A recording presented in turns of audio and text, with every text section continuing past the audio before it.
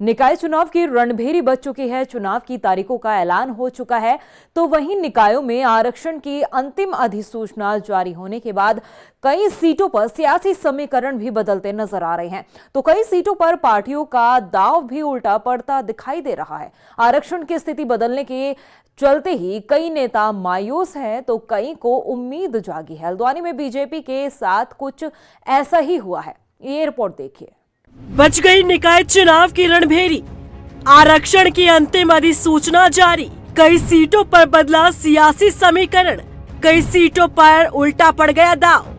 उत्तराखंड में निकाय चुनाव की तारीखों का ऐलान हो गया है। सियासी पार्टियों की तैयारी और भी तेज होती दिख रही है। तो वहीं निकायों में आरक्षण की अंतिम अधिसूचना जारी होने के बाद कई सीटों पर सियासी समीकरण भी बदलते दिख रहे हैं। दरअसल आरक्षण को लेकर जो लिस्ट पहले जारी की गई थी, उसे देखते हुए सियासी पार्टियों ने जो दांव चला था, वो आरक्षण की अंतिम अधिसूचना जारी होने के बाद पार्टियों पर उल्टा पड़ता दिख रहा है। आखिर किस सीट पर सियासी समीकरण बदलते दिख रहे हैं, विस्तार से बताएंगे आपको। लेकिन उससे पहले आपको बताते हैं कि आरक्षण की अंतिम अधिसूचना जारी होने के बाद किस सीट पर क्या बदलाव हुआ है। नगर निगम की आरक्षण सूची में बदलाव किया गया है।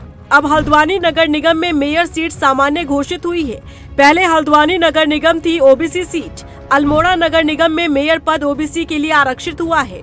पहले अल्मोड़ा नगर निगम महिला सीट थी। श्रीनगर नगर निगम में मेयर सीट महिला के लिए आरक्षित हुई है।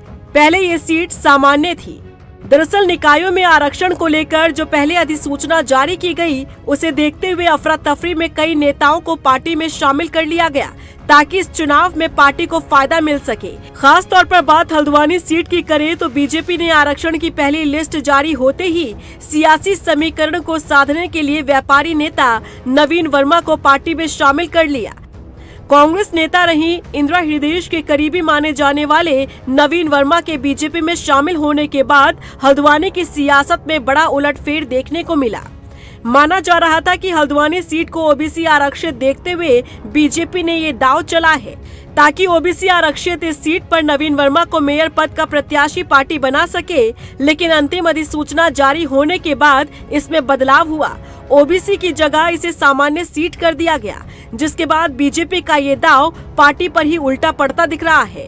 क्योंकि अब हल्द्वानी की ये सीट सामान्य सीट हो चुकी है, तो जाहिर तौर पर इस सीट से मेयर रहे जोगिंदर रौतेला फिर से टिकट की चाहत लिए बैठे होंगे, या फिर दूसरे नेता भी दावेदारी कर रहे होंगे।